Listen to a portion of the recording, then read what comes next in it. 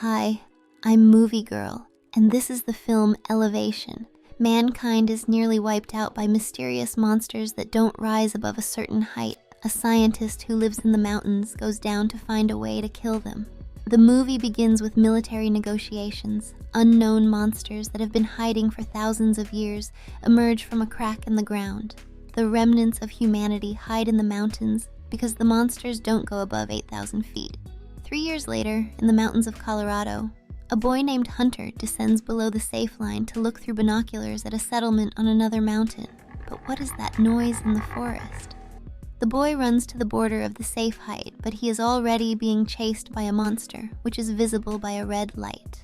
At the last moment, the hunter manages to cross the line that the monster does not dare to go beyond. Back home, the boy tells his father, Will, about the chase. The man is not pleased with his son's behavior and reminds him that Hunter has a lung disease and should not take such risks. Later, Will goes hunting with Katie, a friend of his late wife. Will tells her that his son went out of the refuge and almost got caught by the monster. Katie sympathizes with the boy. He has no friends of his own age at the camp, but Will is sure the boy was watching the road as his mother, Tara, left. After shooting a deer, the hunters head back to camp. On the way, they spot scientist Nina practicing her shooting skills. She dreams of finding a way to kill reapers. Nina makes her own armor-piercing ammunition and tests it on the monster's peeled scale, but Muggle ammunition can't penetrate the tough armor. During the night, Hunter is overcome by a coughing fit. Will puts the last oxygen filter in the breathing apparatus, and Hunter soon feels better, but the boy's lungs could fail at any moment. Will devises a plan to sneak into the town of Boulder. The local hospital should still have the oxygen filters his son desperately needs, but few people have ever made it out of the city alive. But he has an idea. Will spends the next day with his son, teaching him how to grow potatoes in the rocky soil. He also shows him how to fish, which is the most important skill right now. At the store, he bargains for the last box of macaroni and cheese. It's Hunter's favorite food. His father throws a modest birthday dinner and admits that he has to go on an expedition tomorrow. As Hunter falls asleep, Katie comes in with a few bottles of craft beer. She clearly has a crush on Will. They watch Nina practice shooting and reminisce about life before the disaster. Katie is tired of sitting around the camp and dreams of going back to the city. During the night, Hunter gets sick again. Will manages to stabilize the boy's breathing, but without oxygen, his lungs could simply fail next time. He can't wait any longer. He goes to Nina's cabin. Will has to go to the hospital and asks Nina to accompany him. After all, she's the only one who survived the skirmish with the Reapers. She was accompanied on that expedition by Will's wife, who wanted to help Nina get to the lab. However, she was killed by the monsters. Nina owes him a favor, and the man calls her to the expedition this morning. Will thinks he's found a safe way through the mine, but the woman is convinced he's crazy because the town is crawling with monsters. Nevertheless, she answers firmly and decisively, maybe. At night, she is tormented by flashbacks of a dying Tara, but she perseveres to finish her new invention. At the gun shop, Will picks up a rifle and armor-piercing ammunition. Katie finds him there and chides him for keeping quiet about the raid. She takes the equipment and wants to go with Will. She's tired of hiding. One day they'll have to fight monsters. But the women can't stand each other and exchange barbs. At least they don't pull each other's hair out. Will tells the women's battalion the details of his plan. They will have to take a difficult route through the mountains to minimize walking in the danger zone. First, they must find an abandoned ski lift. The company comes down from the mountains. Nina was a researcher at the university, and she needs to get to her lab. At night, she made a monster detection system out of an ordinary compass. Now it reacts to the anomalous magnetic field emitted by the Reapers. There are defeated military vehicles below, but the Reapers are not there. They cross the safe zone, and it's still half a mile to the elevator. On the way, Will searches the military transport and finds an underbarrel grenade launcher, which he hooks into Katie's rifle. And Nina wastes time by grabbing the finding monster's scales. A conflict erupts between the girls. Nina accuses her partner of hitting on her friend's husband. Katie replies that Nina got her killed. The girls trade a few punches and it's time to go. They've already reached the bottom of the ski lift, but the compass has gone off. Soon, there will be a Riper. Katie runs to the safe zone, but it's too far away. Will tries to start the generator and Nina covers him. She sees a red light in the distance, but the Reaper is hiding behind the trees. Katie has already loaded her underbarrel cannon and is ready for battle. She takes aim at the monster and fires a grenade, but the powerful explosion does not harm it. The next charge hits again, but still no effect, and the angry monster lunges after the girl. Meanwhile, Will starts the generator, and he and Nina jump onto the ski lift. Katie climbs up the support, but the monster is approaching fast. Katie has to jump on the lift. She pushes off at the last moment and manages to grab the seat while Will holds her from falling, but the monster pulls the cable from the support, and the friends fly down the elevator. Luckily, the drop was not too high due to the slack cable. Only Caddy is hit seriously, but she has to get up and run away from the monster. At the last moment, they miraculously cross the safe boundary, and the monster obediently waits for them at the line. They stop for the night at the resort lodging. They couldn't even hurt a Ripper with a grenade. They are perfect predators and humans are just prey. In 1 month, they've wiped out 99% of the world's population. But Nina snaps that prey is usually eaten, and the Reapers kill people for nothing. And they don't attack animals. In the flashback, Will remembers a conversation with Tara. Hunter's supply of filters was a year's worth at the time. Will offered to wait at the refuge, but Tara agreed to go on a mission to help Nina change the world. Now he must complete her mission. In the morning, the group finds the entrance to the mine, but Will warns that some parts of the tunnel are below the safe level and monsters might be waiting for them. But they came out of the ground. Nina is sure that the tunnel is the perfect place for them to hunt. It's a great plan, like a Swiss watch. What can go wrong? But soon they come to a welded door. The tunnel is closed due to a rock fall. The tunnel underneath goes in the same direction, but it's below the safe line. The team comes to a narrow gap and begins their descent. Trying not to draw attention, they move forward, but hear a noise behind them. It's the Reaper. It's time to run. Katie fires a grenade, but the monster doesn't notice. Abandoned equipment and even Wayne's bullets do not stop it, but it was worth a try. At the last moment, the group finds a side passage. Too bad it's a dead end.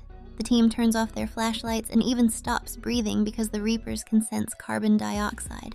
The Reaper launches a battle tentacle with sensitive sensors inside. Will then lights a checker and throws it aside to distract the Reaper. The girls notice the blocked passageway and rush in. The creature attacks Will, but he manages to get into the tunnel. But on the other side, another Reaper is waiting for Katie. With a tentacle strike, he punches her through. Will tries to save her, but the monster just drags Katie into the lair. There's no time to grieve. They must leave the danger zone immediately. They find a ladder and climb it. And there's light at the end of the tunnel. They come out, but they can't believe that Katie is dead. Nevertheless, they have to go on. In the evening, they stumble upon an abandoned house and a parked pickup truck. In the kitchen, Will finds macaroni and cheese, which means they will have a delicious dinner. Will blames himself for Katie's death, but Nina suggests they get revenge for her. She wants to find magnesium oxide crystals in the lab. Ripper scales can't be penetrated, they're electrically charged, but theoretically you could short-circuit the system with a modified bullet and tear the monster from the inside out. But Will thinks that's science fiction. A magic bullet? No, just science. In the morning, they drove the pickup truck to a danger zone. From here, it's a 12-mile chase to Boulder. The formerly crowded town is now home to herds of wild animals. Will and Katie make it to the hospital and run in with rifles in hand. Upstairs, the walls are covered in blood. There was a massacre. They found the supply room, but it's empty. Maybe the oxygen filters were left in the OR, but their thoughts are interrupted by a rumbling in the building. It's definitely the Reaper. Will quickly grabs the air filters in the OR and can scramble away, but the wall in front of him is pierced by a sharp sting. They manage to slip further through, but the monster won't let them go so easily. They run into the hallway, but a tentacle emerges from the glory hole and gently embraces Will. Before the irreparable happens, Nina grabs the axe and asks the tentacle to hide back. It looks like they're trapped, but Nina has an idea. She opens the fire system with carbon dioxide gas to attract the monster. In the next room, Will notices oxygen tanks. He tells Nina to keep running while he takes up a firing position. A light appears in the gas cloud. Uh-oh. The monster lunges at Will, but he shoots straight at the oxygen tank. A massive explosion throws the monster out of the building. Is it really dead? Anyway, it's time to get out. Will is about to return to his son, but Nina stops him. The man must accompany her to the lab. There, she can create a weapon against the monsters. It's a game changer. Let's go. They get into the car and drive through the danger zone. Meanwhile, the monster in the car park comes to his senses. Soon they reach the national lab, but they have to hurry. Inside, Nina feels right at home. She only asks for 5 minutes to perform an experiment on the monster's scales. Will stays behind to provide cover. Nina quickly finds the chemicals. She coats the bullet with the reagent and waits for it to dry. Meanwhile, Will finds a picture on her desk. I didn't know you had a family. 3 years ago, she couldn't make it to her son's football game. That day, a monster broke into the stadium and killed her entire family. Now she's ready for revenge. Nina shoots a modified bullet into the plate, but miracles don't happen, not a scratch on the plate. Nina still has a few ideas and a private car in the parking lot. She sends Will home and risks her own life. It's dangerous to wait any longer and Will leaves. And Nina continues her experiments with the bullet, preheating it with a blowtorch. A new volley, but again without success. Just then, the compass needle turns, but Nina notices the power cell and has an idea. She takes a jar of cobalt and adds some to the mixture. After drying the substance with a burner, Nina loads the bullet, but there's already a Reaper coming towards her. Meanwhile, Will punctures a tire and the car flips over in the middle of the road. The man is knocked unconscious. He only regains consciousness in the evening when he hears a deafening roar nearby. Having freed himself from his seatbelt, he smashes the windscreen and breaks out of the wrecked car. 2 monsters immediately charge him. Will runs up the slope through the bushes and rocks, but the Reaper quickly catches up with him. A safe zone can be seen ahead, but it is blocked by a 3rd monster. All escape routes are cut off. In desperation, Will unloads a full clip into the impenetrable armor. But the ammunition runs out without. Fortunately, Nina is already there. The single shot hits the monster and rips it to shreds. Boom! Will can't believe his luck.